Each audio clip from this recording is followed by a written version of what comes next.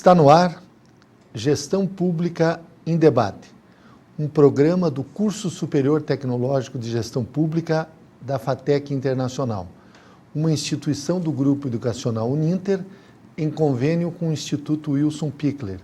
Este programa ele complementa a formação dos nossos alunos de gestão pública nas modalidades presencial e à distância. E ele também é transmitido pela CWB TV, TV Comunitária de Curitiba, canal 5 da NET e 72 da TVA. Ele pode ser acessado por todas as pessoas que possuam parabólica digital através dos canais da rede EdSat em diversos horários. Hoje nós vamos debater o direito e a administração pública. E para isso nós convidamos o professor José Henrique Cesário Pereira, ele que é advogado, especialista em direito público e também é doutorando na área de direito pela Universidade de Buenos Aires, na Argentina. O professor José Henrique Cesário Pereira, ele é servidor do Poder Judiciário, exercendo no momento as funções de assessor jurídico do desembargador do Tribunal de Justiça aqui do Estado do Paraná. Ele já tem uma carreira de alguns anos como professor universitário, ministrando disciplinas como Direito Constitucional, Teoria Geral do Estado e da Constituição, Direito Administrativo e Direito da Seguridade pela Centro Universitário Campos Andrades e também pela Faculdade Cenecista de Campo Largo. Ele é nosso professor aqui da pós-graduação nas disciplinas de Direitos Fundamentais de vários cursos de pós-graduação do Grupo Educacional Uninter. Ele também foi coordenador do curso de Direito da Uniandrade. É, em parceria com outros autores, também coautor do livro Código de Normas da Corregedoria Geral da Justiça do Estado do Paraná, editado pela Juruá no ano de 2000. A Juruá é uma editora aqui do Estado do Paraná. Professor Cesário, eu queria inicialmente agradecer a sua presença em Gestão Pública em Debate, dizer que para nós é uma satisfação muito grande tê-lo aqui, já que hoje nós vamos tratar de um tema no qual o senhor atua há muitos anos, que é justamente o Poder Judiciário e a administração pública. Aliás, uma das funções administrativas do Estado é a prestação jurisdicional. Eu gostaria que o senhor nos falasse a respeito da sua experiência como assessor de desembargador na área correcional, a Corregedoria de Justiça. Qual é o papel de uma Corregedoria de Justiça? Ele fiscaliza a atuação dos juízes? Qual é essa função que um desembargador corregedor exerce? Olá a todos, queria agradecer o convite por estar aqui presente e antes de qualquer entrada no assunto, eu gostaria primeiro de dizer que talvez os senhores estranhem que eu estou um pouco afônico, tendo em vista que Curitiba, nossos intempéries, né, faz com que nós tenhamos sempre uma gripe aí que nos pegue desprevenido. Mas fique tranquilo, professor, se precisar tossir, pode tossir, não tem problema, os nossos alunos não vão notar aí, o importante é o conteúdo da sua entrevista. Espero que eles prometam que eles não notem minha tosse, né? Isso. Pessoal, eu também só tenho que fazer uma correção. Eu não sou advogado, eu não posso advogar, tendo em vista que eu sou servidor do Poder Judiciário. Claro. Senão, um pouco eu respondo com processo administrativo junto à Corregedoria de Justiça do Paraná por advocacia administrativa. Bem lembrado, o senhor é bacharel em Direito, né? Bacharel em Direito e como estou exercendo a função hoje de assessor jurídico e desembargador, há esse impedimento, né, pelo Estatuto da Ordem dos Advogados. Bom, respondendo à sua pergunta, é bastante interessante hoje, nós temos que as pessoas nem sabem o que é uma Corregedoria Geral da Justiça. O que é a Corregedoria? Eu trabalhei na Corregedoria de Justiça até 2000. Trabalhei na gestão do desembargador Otto Pons, corregedor, e do desembargador Osíris Fontoura também, que foi o segundo corregedor com o qual eu trabalhei. E que a corregedoria, até então, era o único órgão que se socorriam as pessoas para fazer uma reclamação em relação a serventuários das justiças, servidores do foro extrajudicial e do foro judicial.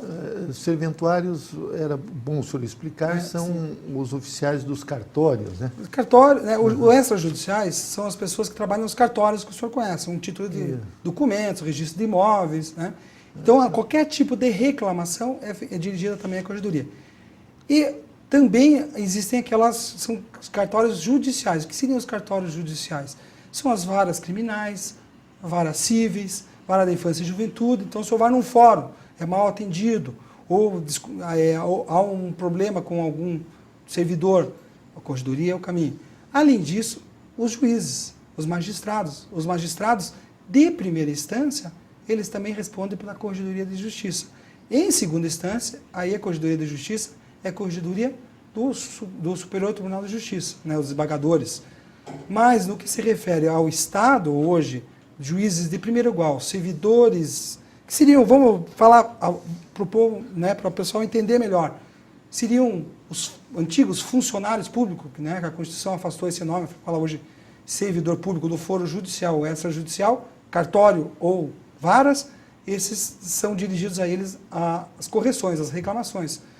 E as correções, elas são bastante interessantes, porque existem as correções chamadas ordinárias, que são aquelas correções que são programadas. Então, nós vamos fazer, né, a corregedoria hoje se organiza e vai fazer uma correção e vai colocar o programa, a qual ela vai fazer a fiscalização. O que é correção? Não sei o que é correção. Correção é uma espécie de auditoria, aonde se faz uma investigação desde da parte financeira, a parte administrativa, só não entra na parte jurisdicional. O que é a parte jurisdicional, para quem não conhece? A parte jurisdicional é a decisão. A decisão, se houver um erro, a pessoa recorre para o próprio Poder Judiciário. A decisão do juiz. A decisão do juiz. A atividade jurisdicional é a do juiz. A de decidir, de sentenciar, essa é a atividade jurisdicional. No mais, o que é uma atividade administrativa ou uma atividade de trabalhar ou não trabalhar, que é o grande problema, né? Não se produz às vezes, a corregedoria é um órgão que vai fazer essa fiscalização, vai receber reclamações, vai receber denúncias em relação e vai fazer apuração. E se houver algo que seja considerado ilegal, né, uma falta funcional, vai sugerir, até pelo Conselho da Magistratura, se for magistrado, ou pela própria Corregedoria, punições a esses servidores, serventuários e magistrados. E que tipo de punições, professor Cesário Pereira, um serventuário? Vamos pegar o caso de um serventuário, ele está sujeito. Esta punição é feita pelo próprio corregedor ou passa por um conselho, no caso aí o próprio Tribunal de Justiça? Como é que ocorrem essas punições? Isso é um pouco complexo, porque depende até da punição que está sujeito. Se for uma advertência, né, se for uma censura, isso pode ser feito pelo próprio juiz a qual o servidor está afeto. O juiz da vara civil. Né? Pela correição. Esse daí, o juiz de primeiro grau, ele também tem uma atividade de correição. Ele pode ser juiz correcional também. Mas quando é a correção, a corregedoria também tem essa atividade, que é feita pelo corregedor, desembargador, corregedor geral. Esse vai sugerir punições que podem ir desde a demissão. Existe uma punição que se chama cassação de aposentadoria. Por exemplo, o cidadão ele fez uma falta muito grave quando ele estava ativo ainda. Um para ele de se corrupção. livrar, uma ato de corrupção. E para ele se livrar, ele se aposenta. Ora, na realidade, não se pode evitar a sua aposentadoria, por uma presunção de inocência que nós temos na Constituição. No entanto, se ao final do processo administrativo ele cometeu isso em atividade, verifica que essa atividade que ele cometeu ilegal ainda quando ele estava ativo, é possível então fazer a sua cassação de aposentadoria.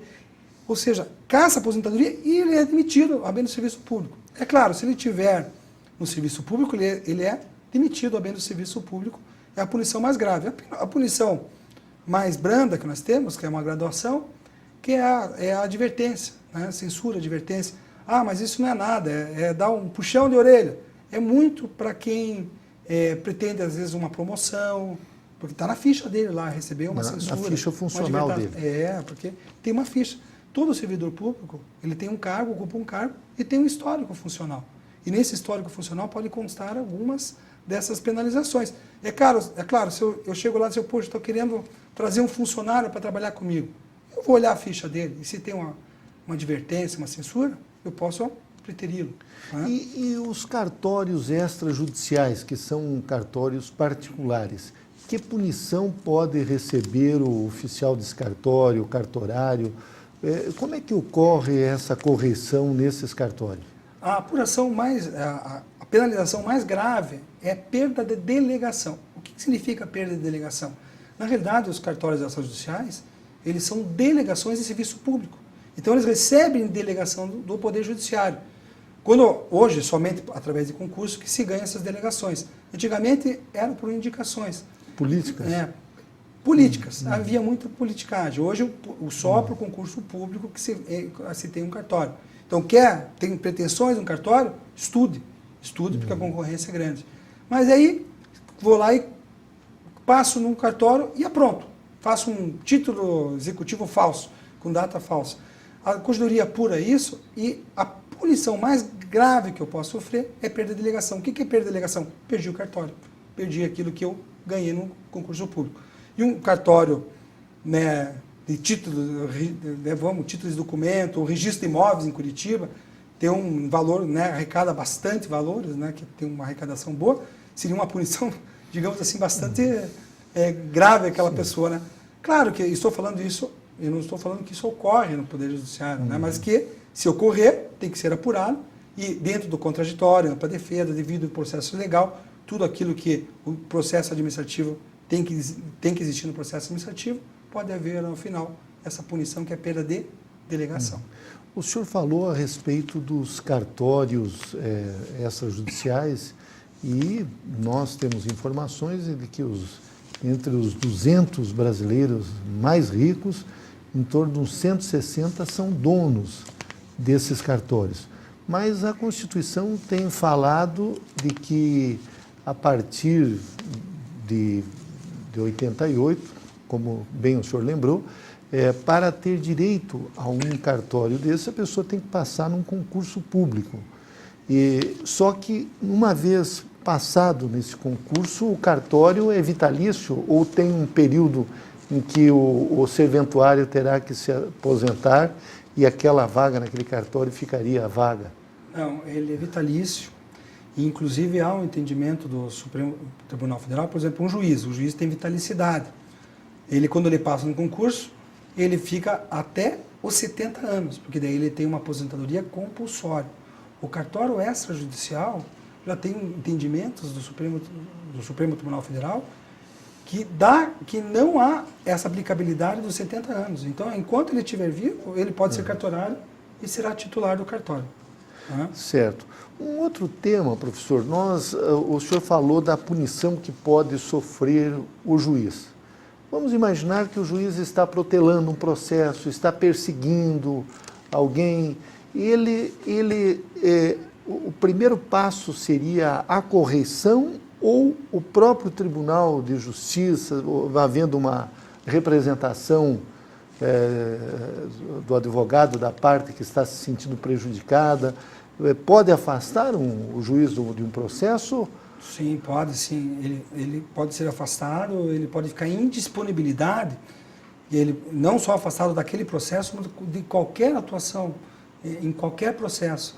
Então, a gente não pode demitir a pessoa, porque ela, até prova em contrário, é inocente. Presunção de inocência colocada na nossa Constituição.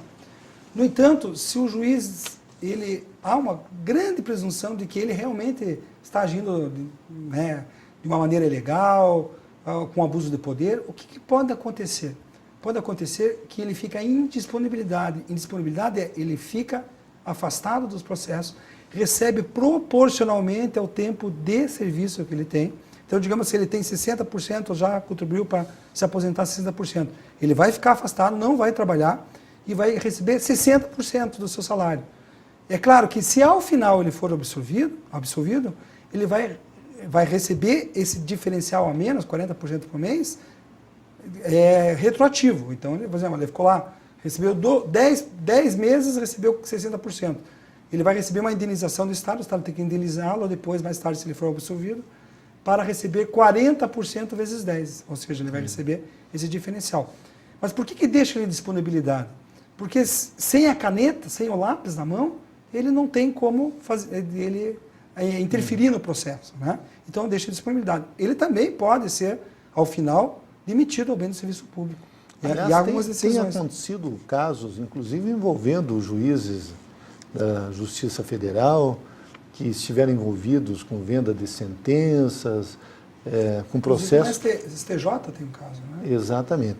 Mas eu gostaria que o senhor abordasse, professor, o que mudou o papel da Corregedoria, porque agora nós temos um órgão que foi criado numa emenda constitucional, que é o Conselho Nacional de Justiça, que ele tem magistrados de todo o país e dos 3 níveis, e que ele exerce uma espécie de fiscalização sobre o próprio Poder Judiciário. Gostaria que o senhor nos explicasse como funciona o Conselho Nacional de Justiça. O Conselho Nacional de Justiça, que foi criado pela emenda 45 de 2004, ele traz uma nova realidade diferente da Corregedoria. A Corregedoria, ela está dentro de um tribunal. Então, nós temos a Corregedoria do Paraná. E havia uma crítica muito grande em relação veja, nós estamos aqui no Paraná... Professor, o senhor falou do Paraná, mas em todos os estados tem as suas corregedorias. Todos, né? Nós todos temos os alunos em todo o Brasil. Tem sua corregedoria. Paraná, Distrito Federal, Santa Catarina, onde você tiver um tribunal de justiça estadual, ou distrital, no caso do Distrito Federal, tem uma corregedoria. Veja lá, mas havia, por exemplo, num estado pequeno, a corregedoria lá, todos os juízes se conhecem. Então, alegava-se então que aquela corregedoria regional daquele estado, do Distrito Federal, ela era cooperativista, porque todo mundo se conhecia. Com o CNJ, que tem sede em Brasília, que foi criado pela emenda 45 de 2004, ele fica, essa questão de interferência de cooperativismo fica prejudicada. E ela é formada, como o senhor bem falou, destacou, por ministro do STF, que é o presidente, ministro do STJ, que é o corregedor, juízes de primeiro e segundo grau, trabalhistas do Estado, né, e federais, e ainda por cidadãos, que não são sequer juízes, e por advogados, que formam, então, os cargos do CNJ, os conselheiros do CNJ. Então, ele tem uma interferência muito mais distante, a sede em Brasília. Com isso, aumenta-se a imparcialidade da atuação do Conselho Nacional de Justiça. Por exemplo, se eu tenho uma dificuldade lá numa vara, estou percebendo que o cartorário não está colocando o meu processo para andar, o juiz também está protelando, eu posso reclamar para esse conselho? Como é que ocorrem essas reclamações? Existem hoje 2 possibilidades. Pela razoável duração do processo, que foi também acreditada pela emenda 45, o processo não pode demorar. Não deve demorar. Então, o senhor pode optar pela corregedoria, que em qualquer estado, como eu falei, tem a sua corregedoria, vai lá e faz uma reclamação. Eu não sei escrever, meu advogado não quer ir. Você vai lá pessoalmente, fala com a assessoria correcional, que é uma função que eu exerci na corregedoria, eles vão lavrar a sua reclamação, ou leva escrito, é autuado e vira uma reclamação. Também outro caminho, eu não acredito na corregedoria aqui porque não vai para frente o processo, né? É uma hipótese. Vai para o CNJ. O CNJ, como é em Brasília, não existe ainda, não foi implantadas as ouvidorias do CNJ, então você tem que dirigir essa reclamação para o CNJ. Só que veja o seguinte, como que eu faço isso? Seria um pouco longo explicar, mas é muito fácil de vocês entenderem. É uma reclamação informal, todos os detalhes dessas reclamações o senhor consegue no site do CNJ. Que o Conselho Nacional de Justiça. É www.cnj.jus.br, jusdejustiça.br. Então, o CNJ de Conselho Nacional de Justiça. Mas, basicamente, é o mesmo procedimento da corregedoria. Faz o escrito, tem que se identificar, tem que ter uma cópia identificação, não pode ser apócrifo, né? Sim. Não pode ser sem identificação, e fala dos fatos, e vai vir uma apuração com resposta. Eu digo que o CNJ está sendo bastante eficaz, até porque ele está se somando às corregedorias. Atua na corregedoria e no CNJ. E nada obsta que entre nos dois. Então, o cidadão tem esse mecanismo e deve usar desse mecanismo quando está insatisfeito. Se o seu advogado não quer se indispor com o juiz, então o senhor, como cidadão, tem esse direito. Não precisa ser feito por qualquer bacharel, nada. Não precisa ser representado. Tem que ser queixas relacionadas a processos, a questões que estão no judiciário. Importantíssimo isso. Por que se chama controle externo? Por que o CNJ é responsável pelo controle externo? Se ele é um órgão do Poder Judiciário, então não é controle externo, é controle externo da atividade externa, que não é atividade jurisdicional, que é a atividade de julgar processo. Se você não se conformar, o juiz errou, aplicou uma lei errada no meu processo e julgou totalmente equivocado. O caminho não é o CNJ nem a corregedoria. O caminho é o segundo grau, uma apelação civil. Se for uma questão que vai se relacionar, aí sim, agora por favor, a atividade administrativa, financeira, que não é de julgar do juiz, aí o caminho é a corregedoria e o CNJ. Muito bem. Professor José Henrique Cesário Pereira, nós estamos fazendo uma abordagem a respeito do papel do Poder Judiciário, mais especificamente da Corregedoria, do Conselho Nacional de Justiça, mas houveram algumas críticas e a gente ouve frequentemente algumas críticas, principalmente de magistrados, que eles perderam um pouco da sua autonomia, da sua liberdade, com a criação do Conselho Nacional de Justiça. Eu gostaria de ouvir do senhor, o senhor que inclusive é estudante de doutorado na área de Direito na Argentina, eu gostaria de ouvir a sua opinião a esse respeito, como servidor público nesta área do judiciário, mas também se em outros países existe esse controle externo, mais especificamente a Argentina, onde o senhor estuda. Sim, há o controle externo. O Brasil está bastante avançado nesse controle externo, em relação, por exemplo, à Argentina. A Argentina tem mais um órgão parecido com as corregedorias locais. O Brasil já tem esse conselho que é da União, em relação a todas as unidades federativas. E o que houve e seria lógico que isso ocorresse, uma grande crítica dos magistrados quando se falou em fazer o Conselho Nacional de Justiça. Até porque não sabia qual seria essa dimensão. Se dizia, vão policiar as atividades do juiz, vão punir o juiz pelos seus julgamentos. Mas, na verdade, o que não pode ser tirado de ótica aqui é a atividade não jurisdicional. Então, não há interferência na atividade do julgar, que é essa imparcialidade que Montesquieu, na separação dos poderes, diz que o juiz tem que ter liberdade para julgar. Né? Essa parte não há qualquer problema. Então, claro que toda mudança traz uma antipatia, mas há muitos avanços que surgiram em relação ao CNJ. Vou dar um exemplo aqui para ficar bem fácil e ilustrativo. O nepotismo dentro do Poder Judiciário. Certo. Isso foi um provimento do CNJ, que criou. E o único órgão que tem hoje colocado isso como regulamento oficial é o Poder Judiciário. E todas as unidades federativas. Para você ver que o CNJ tanto traz. Hoje estão fazendo um movimento carcerário, de recuperação dos presidiários que não conseguem ter reinserção na sociedade. Isso é o Conselho Nacional de Justiça que está fazendo essa programação. Programação das conciliações, que conciliar é preciso, conciliar é a justiça mais barata e mais célere que existe. O Conselho Nacional de Justiça também traz essa programação, traz uma propaganda, um incentivo, quando faz as suas inspeções e correções também, que eles fazem essa atividade, eles fazem com que haja esse incremento e instigam o judiciário a fazer esses programas. Então, isso claramente traz, no meu aspecto, na minha crítica, um movimento muito positivo. Eu sou uma das pessoas mais entusiastas com o Conselho Nacional de Justiça. Então, nós entrevistamos em Gestão Pública em Debate o professor José Henrique Cesário Pereira.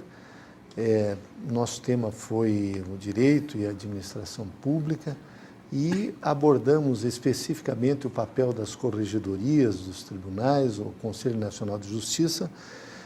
Professor José Henrique Cesário Pereira, eu não tenho dúvidas de que o senhor contribuiu muito na formação dos nossos alunos de gestão pública. Muito obrigado. Obrigado pela oportunidade. Opa, obrigado.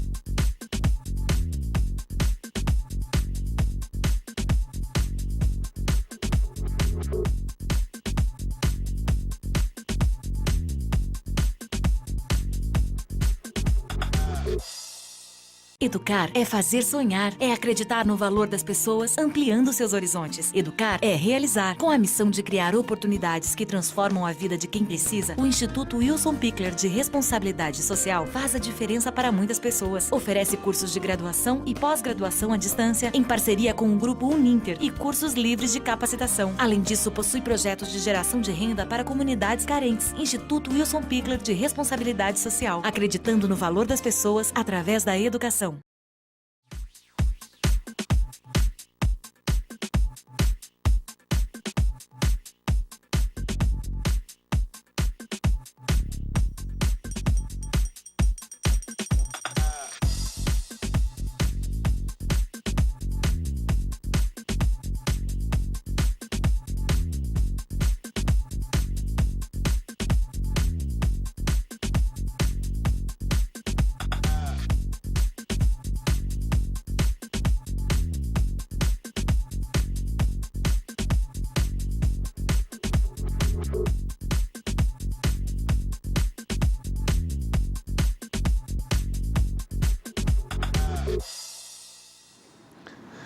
Retornamos com Gestão Pública em Debate, um programa do Curso Superior Tecnológico de Gestão Pública da FATEC Internacional, uma instituição do Grupo Educacional Uninter, em convênio com o Instituto Wilson Pickler. Este programa, ele complementa a formação dos nossos alunos de gestão pública nas modalidades presencial e à distância. E ele também é transmitido pela CWB TV, TV Comunitária de Curitiba, canal 5 da NET e 72 da TVA. E ele também pode ser acessado por todas as pessoas que possuam parabólica digital através dos canais da rede EdSat, a rede da educação, em diversos horários. Neste segundo bloco, nós vamos falar sobre o Brasil Profundo. E, para isso, nós convidamos dois acadêmicos, a Vicentina Santos, que é acadêmica de administração, e o Marcos Alves Góes, que é acadêmico de turismo. A Tina Santos, ela tem uma experiência como voluntária, trabalhando em creches, asilos e também em feiras, eventos, e também no Hospital Pequeno Príncipe, que é um hospital aqui de Curitiba, que atua na área infantil. Também atuou em ONGs de crianças desaparecidas e no projeto Comunidade Escola da Prefeitura, em várias áreas, com a criação de projetos para o desenvolvimento e planejamento estratégico, aplicação e gestão de marketing, enfim, nessas áreas. E o Marcos Alves Góes, que é acadêmico de turismo, ele foi secretário do turismo do município de Quatro Barras, um município aqui da região metropolitana de Curitiba, aliás, um município que tem muitas belezas naturais e também uma rodovia, uma estrada histórica, que é a Estrada da Graciosa, que corta a Serra do Mar, um dos primeiros caminhos aqui do nosso estado, que ligava o Planalto ao litoral. Ele também foi fundador do Rotary Club de Quatro Barras, e ambos, tanto a Tina quanto o Marcos Góes, eles participaram recentemente do projeto Rondon, no estado do Pará, no estado, do Amapá, divisa com o Pará, eles que são alunos aqui do Grupo Educacional Uninter, da faculdade da Facinter, Faculdade Internacional de Curitiba, do curso de Administração, como eu falei, e de Turismo. Vocês estiveram em Laranjal do Jari, e vocês estão com a camiseta do Projeto Rondon. No meu tempo, eu fui rondonista também, no ano de 1978, e estive na cidade de Ponte Alta do Bom Jesus, em Goiás, passei um mês lá, e para mim foi uma experiência extraordinária que marcou a minha vida. Eu vejo que vocês estão com esta camiseta colorida, verde e amarela. Eu lembro que nós tínhamos uma camiseta também com um símbolo um pouco diferente, e tinha uma frase do Marechal Rondon que era integrar para não entregar. E eu gostaria que vocês falassem, podemos começar com a Tina aqui, mas vocês tiveram uma participação voluntária durante algumas semanas, e falasse o que representou na sua formação acadêmica ter participado do Projeto Rondon numa realidade muito diferente da que nós vivemos aqui em Curitiba. Boa noite. Bem diferente mesmo. Na verdade, assim, se fala da parte acadêmica, mas ele muda da parte pessoal também. Então, ficar quase 20 dias afastado daqui, de casa, do conforto que a gente tem, ir para uma outra região, fazer um trabalho social, de certa forma, te deixa muito mais preparado para a vida. Acho que, na verdade, devia ser um diferencial, assim como nas universidades americanas. Acho que aqui no Brasil também estava na hora da obrigatoriedade do trabalho voluntário dessa maneira, sabe? Tipo, alguma coisa que realmente tirasse você da sua zona de conforto e te mandasse para um local onde as pessoas precisassem do que você tem de conhecimento. Embora você indo para lá, você acaba aprendendo muito. Você vai com uma visão, você vai com um conhecimento, tipo, do que você vai encontrar lá. Mas sempre é muito diferente. Porque, tipo assim, por mais que tenha cidades que o Projeto Rondon abrange, tipo, normalmente são cidades carentes, que têm problemas sociais, saneamento básico, onde tipo, é muito difícil chegar a qualquer tipo de apoio para eles. As pessoas estão lá, então são seres humanos como nós aqui.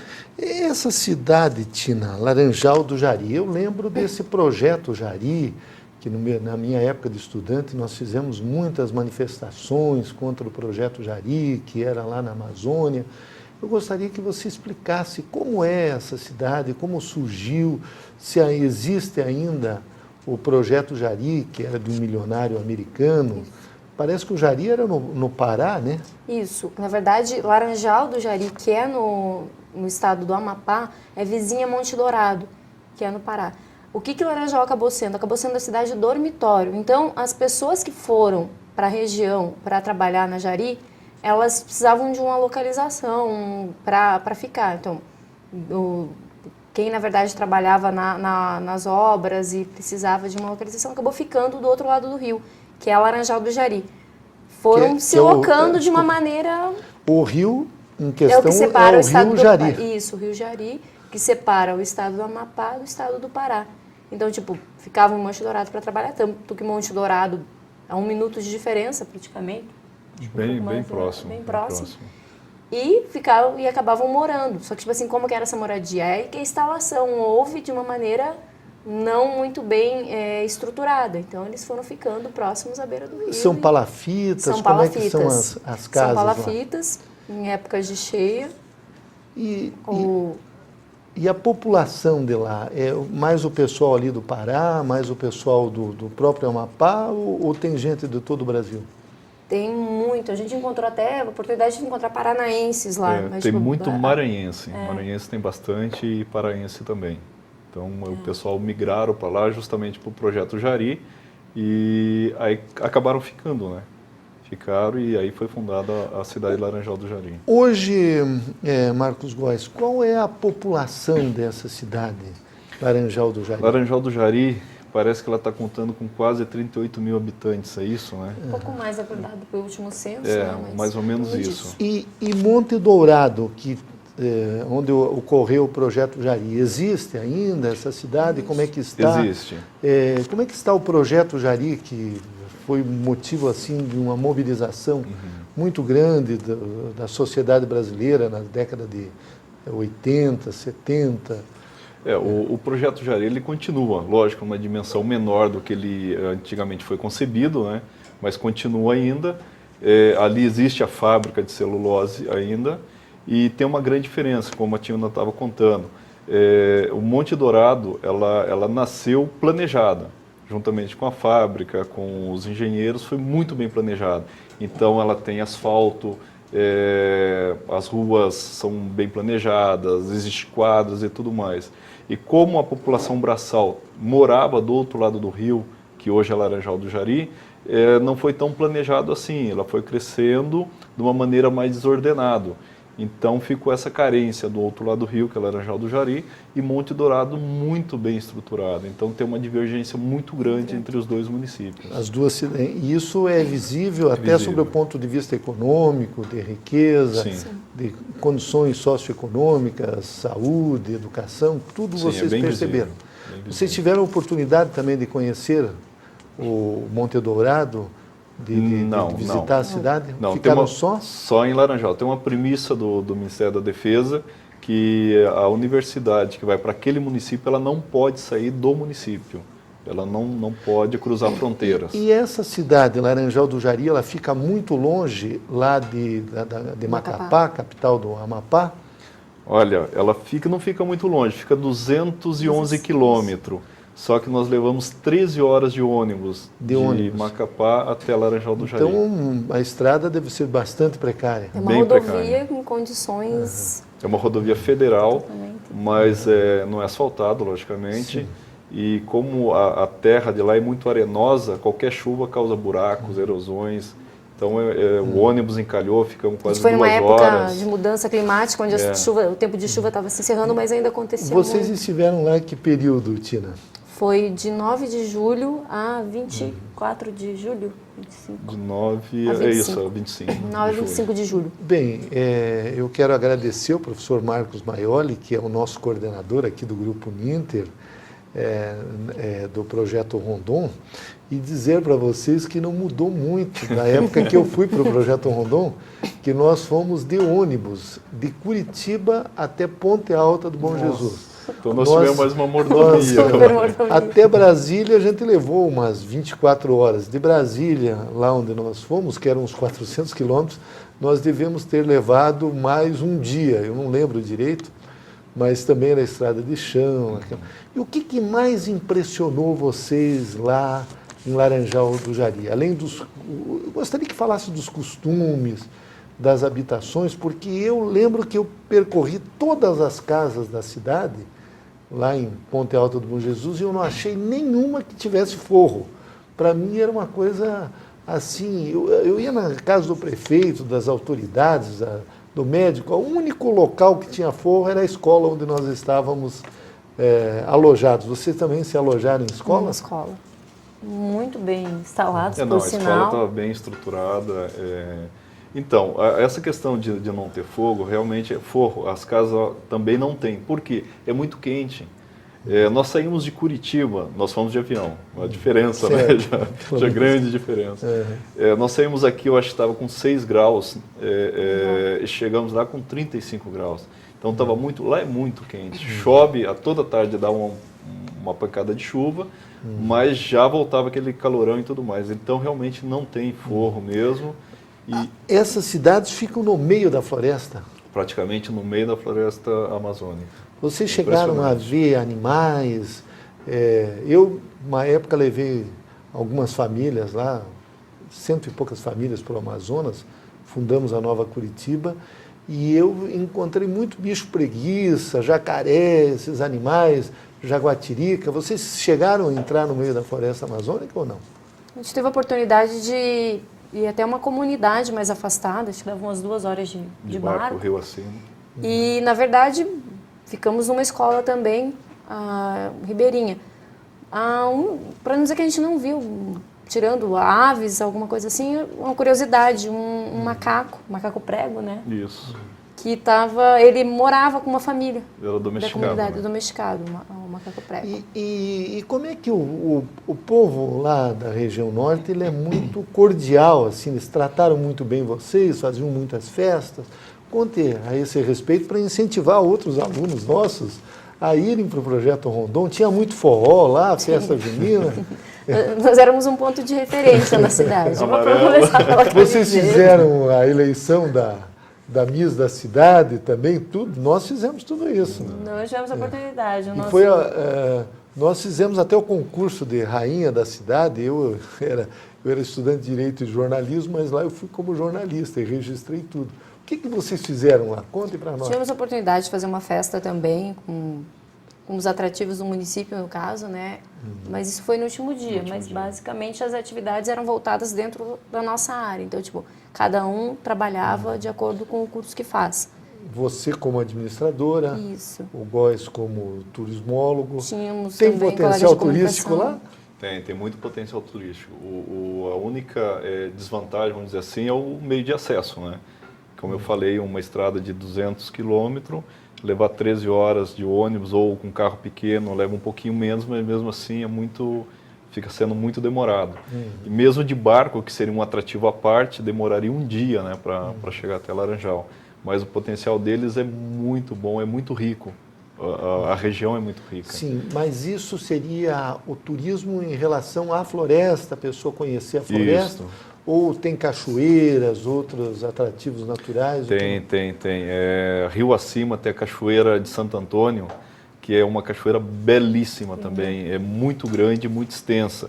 Ela deve ter uns 60, 70 metros de altura e com uma extensão assim de mais de 100 metros de extensão. Então, é uma cachoeira lindíssima. Nós tivemos a oportunidade de nos banharmos lá no Rio Jari, em plena selva amazônica. E uma sensação de entrar numa cachoeira e a água não está gelada, que aqui é a coisa mais Esse natural. Rio Jari é um rio muito largo? Como é que é o tamanho dele? É um rio muito profundo? Tem piranha, jacaré, esses animais todos? Como é que é o Rio Jari? Conta para nós. Ele, na verdade, ele corta alguns municípios. O rio acima, você vai até a cidade do Oiapoque, se eu não estou Ele muito enganada. é um dos maiores afluentes Nós do temos Rio alunos Amazonas. lá no Oiapoque, sabia? Os nossos alunos vão acompanhar essa entrevista de vocês aqui, lá. Temos em Macapá também alunos. A gente teve a oportunidade de conhecer uma aluna em Laranjal do Jari. Ela tinha acabado de passar no vestibular. Isso. A gente sempre tinha uma lan house na cidade que a gente sempre estava precisando, tirava um xerox, imprimia alguma coisa. E aí, conversando com ela viu a camiseta que a gente tinha e falou pra gente, eu acabei de passar no vestibular, eu sou aluna da faculdade, pelo Polo de Monte Dourado. De gestão pública, não? De que curso? Não. Eu vou ficar te devendo a informação de curso que ela era. Mas Sim, e a comida? Quanto da comida? Eu sei que você...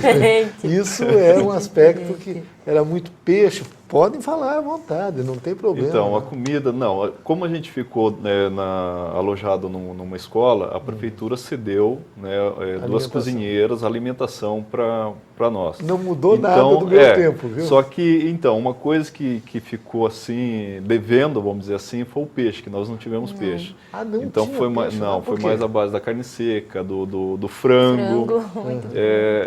Eu acho que era uma questão assim de época também, né? Eu acredito que seria isso. Era muito apimentada a comida ou não? Não. O que deu uma estranheza no nosso paladar, de todo mundo, foi o coentro. O coentro que eles usam no lugar da salsinha, da cebolinha, então ele fica com um gosto bem mais forte. Mas, tirando isso, não tivemos problema com a alimentação. Era comida normal. E quando você está com fome, depois de ficar o dia inteiro fazendo alguma coisa, atividade, você abre aquele cheiro, comida fresquinha. Vocês são de turismo, de administração, e os outros colegas de vocês eram de que áreas? Tinham colegas de comunicação social. Comunicação social. Dois jornalistas. Vocês eram quantos alunos que foram aqui da Eram Facinta? 3 alunos de turismo. 3 de turismo. 2 alunos de administração e 2 alunos de comunicação social. Isso, né? E como é que... o que vocês notaram de dificuldades, por exemplo, na administração do município? Nós sabemos que esse Brasil profundo, ele tem algumas dificuldades, falta de qualificação, até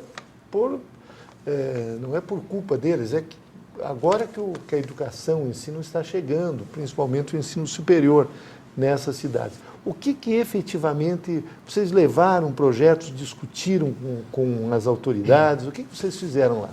Então, principalmente, antes de irmos até Laranjal, cada um dentro da sua área começou a fazer pesquisa do que seria um município e o que realmente eles precisariam. Até o próprio professor Maioli fez uma pesquisa sobre políticas públicas e descobriu que o município tinha pouquíssimos projetos dentro dos ministérios. Então nós já fomos com vamos dizer assim, essa visão para quê? Chegando lá, e foi o que a gente fizemos, nós fizemos tanto para a área pública como a área privada, uma iniciação de como fazer projetos, como buscar recurso para a pública na questão dos ministérios e na iniciativa privada nas questões tanto das empresas como também na área pública também, né? Dentro das secretarias e tudo mais. Então isso acho que foi um ganho dentro da questão da multiplicação, que a gente conseguiu passar um pouquinho do conhecimento nosso nessa questão de como fazer e como buscar esses recursos, porque essa carência é muito grande desses municípios, vamos dizer assim, que não tem essa qualificação, né? essa mão de obra qualificada mesmo.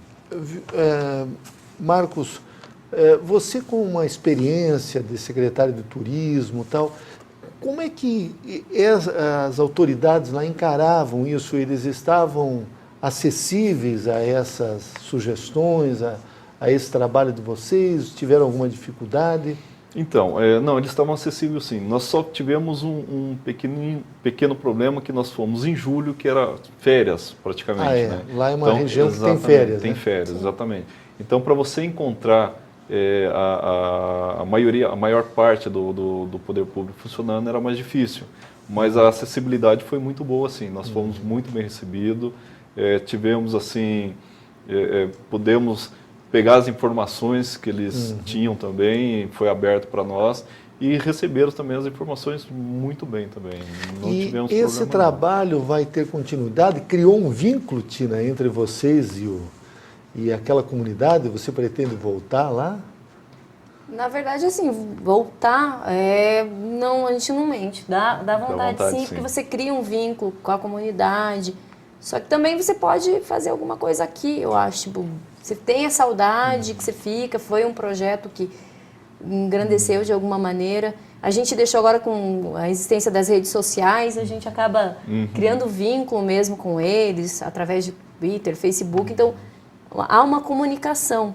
Então, tipo, acho que dá para continuar passando, mas também como o Rondon, ele abrange outros municípios. Só que a partir do momento que você faz esse trabalho voluntário, eu acho bacana também você procurar dentro do meio que você está vivendo, fazer alguma coisa. Lógico, às vezes você pode algo mais simples, algo menor, mas algo que pode transformar também. Então, voltar para lá seria interessante, sim, mas eu acho que você sabe que nós temos uma associação dos ex-rondonistas, né? E vocês já estão convidados para fazerem parte dessa associação. Mas vocês me falaram das festas, dos eventos culturais. Eu lembro que lá onde nós fomos, no Ponte Alto do Bom Jesus, tinha um rio muito gostoso que nós íamos tomar banho lá naquele rio. Vocês não contaram, toda noite tinha forró. Não. Lá com vocês também faziam muitos eventos para os curitibanos? Nós ficamos um pouco afastados da região central. Estamos o quê? Um quilômetro? Mais ou menos isso. Né? A escola que a gente ficou era afastada. Né? Então, o que acontecia?